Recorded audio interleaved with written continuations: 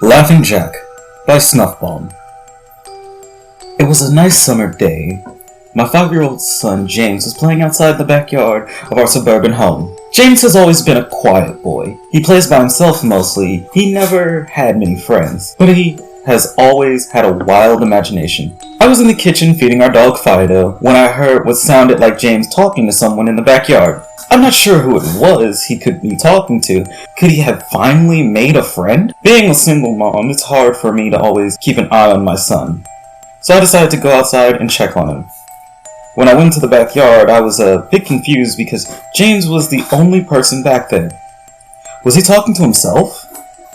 I could have sworn I heard another voice. "James! It's time to come inside!" I called out to him.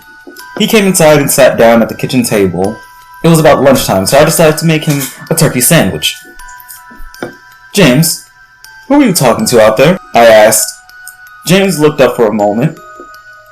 "I was playing with my new friend," he said, smiling. I poured him some milk and continued to pry, as any good mother would. "Does your friend have a name?" "Why didn't you ask him to have lunch with us?"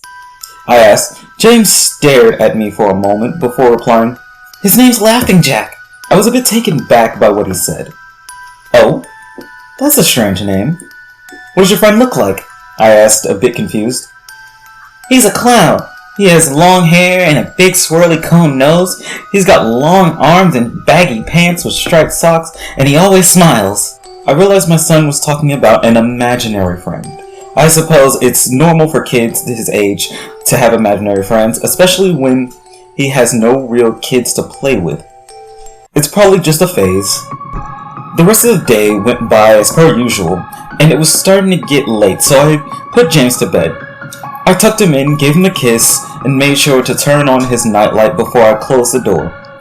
I was pretty tired myself, so I decided to go to bed not long after. I had an awful nightmare. It was dark. I was in some kind of rundown amusement park. I was scared, running through an endless field of empty tents, broken down rides, and abandoned game huts. The whole place had a horrible look to it.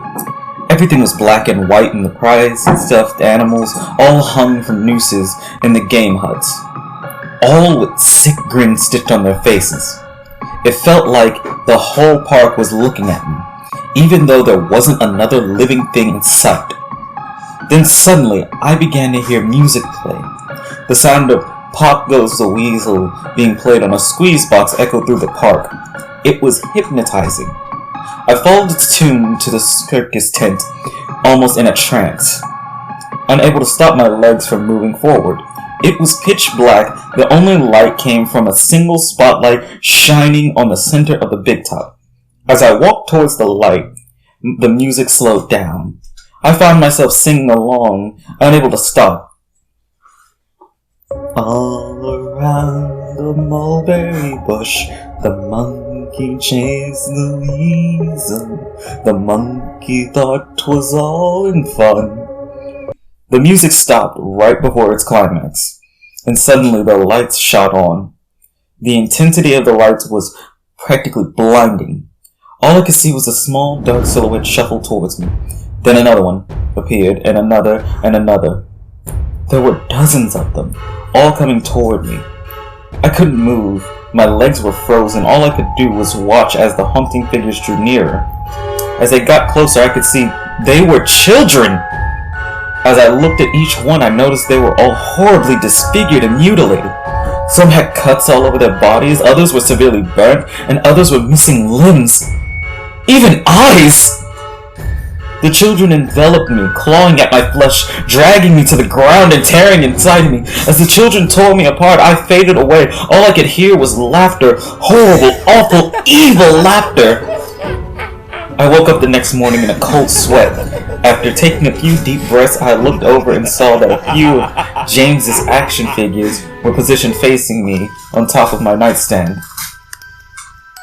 James had probably woken up early and put these here. I gathered up the toys and made my way to James' room. However, when I opened the door, James was sound asleep. I shrugged and placed the toys back in his toy box and headed out to the living room. A little while later, James woke up and I made him breakfast. He was quiet and seemed a bit groggy. Perhaps he didn't sleep well. I decided to ask him about the toys. "James, honey, did you put the toys in Mommy's room this morning?" His eyes shot up at me for a moment, then quickly glanced back down at his cereal. "Laughing Jack did it." I rolled my eyes and responded, "Well, you tell Laughing Jack to keep the toys in your room." James nodded and finished up his breakfast, then decided to go play out in the backyard. I went to relax in the living room, and I must have dozed off because I woke up a couple hours later. Shit! I need to check on James. I was a bit worried. It had been over 2 hours and I haven't checked on him. I stepped out into the backyard, but James wasn't there anymore. I was getting nervous, so I called out to him. "James? James, where are you?" Just then I heard a giggle come from the front yard. I rushed through the gate around to the front of the house. James was sitting on the sidewalk. I breathed a sigh of relief and walked over to him. "James, how many times have I told you to stay in the backyard?" "James, what are you eating?" James looked up at me, then reached into his pocket and pulled out a handful of hard candies in all colors. This made me very nervous. "James, who gave you the candy?" James just stared at me, not speaking. "James, please tell Mommy where you got the candy." James hung his head down and said, "Laughing Jack gave it to me." My heart sunk. I kneeled down to him to look him in the eye. "James, I've had enough of this damn Laughing Jack. He is not real. Now this is very serious. I need to know who gave you the candy." I could see my son's eyes tear up. "What, Mama? Laughing Jack did give me the candy." I closed my eyes and took a deep breath. James has never lied to me, but what he's telling me is impossible. I make him spit out the candy and I throw the rest away. James appears to be fine. Maybe I'm just overreacting. After all, he could have gotten it from Tom and Linda next door, or Mr. Walker from down the street. Either way, I'm going to have to keep a closer eye on James. That night, I put James to bed as usual, and decided to go to bed early myself.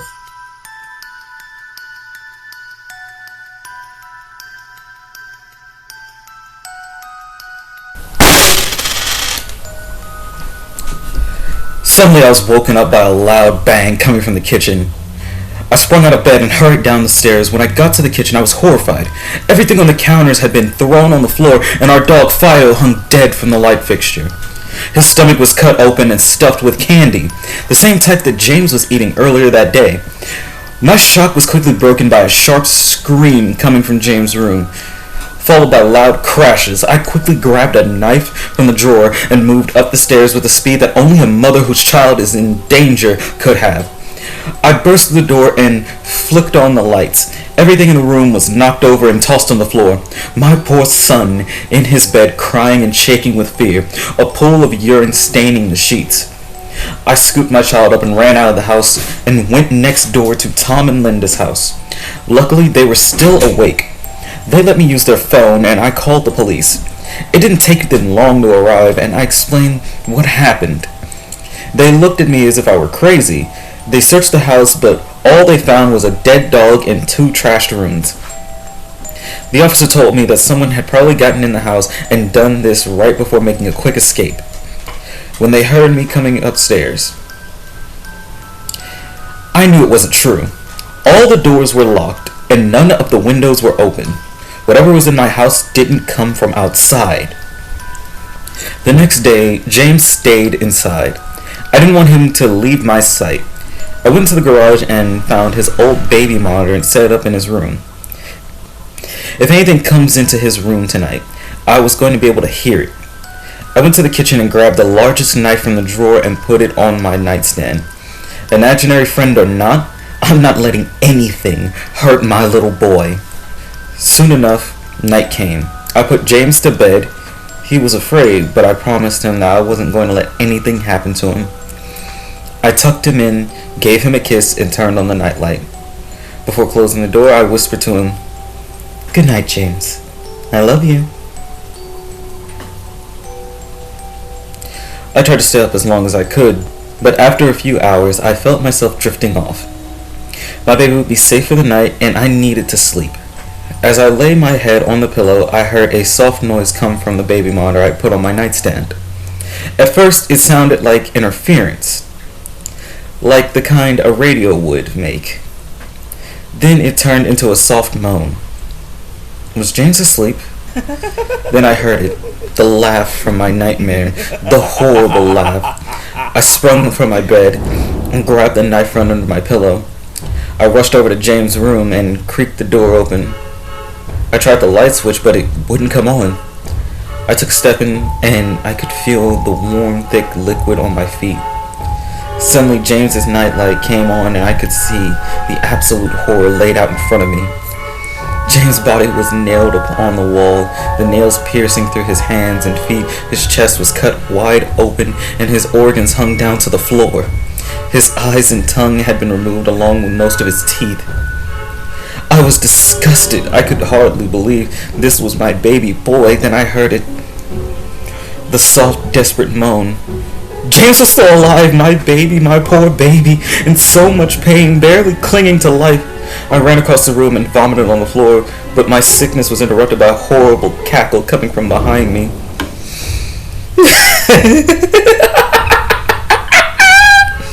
I spun around while still wiping bile from my mouth.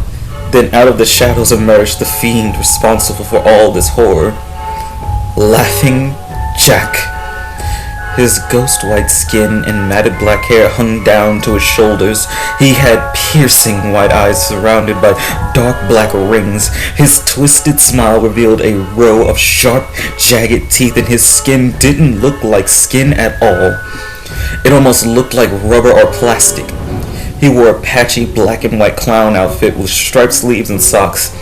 His body itself was grotesque, his long arms hanging down past his waist, and the way he was poised made him look almost boneless, like a rag doll. He let out a sickening laugh as if to let me know he was pleased with my reaction of his work. He then turned around slowly in front of James and began to laugh even more at the horrific sight he laid out. That was enough to shake me from my terror. I snapped, "Get away from him, you bastard!" I rushed the monster, raising the knife above my head and stabbed down at him. But as soon as the knife touched him, he disappeared in a cloud of black smoke. The knife passed right through and pierced James' still beating heart, splashing the warm blood on my face. No, what have I done, my baby? I killed my baby! I immediately fell to my knees and I could hear sirens in the distance growing louder. My boy, my sweet baby boy, I promised Mommy would protect you, but I failed. I'm sorry. I'm so sorry. Police soon arrived to find me in front of my son, still wielding the knife covered in my baby's blood. The trial was short. Insanity. I was placed in the Ferropolis house for the criminally insane, where I have been for the last 2 months. It's not so bad here. The only reason I wake now is because someone is playing Pop Goes the Weasel outside my window. I'll talk to the orderlies about it in the morning.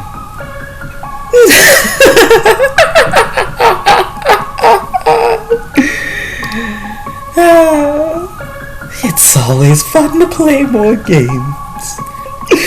Happy Halloween!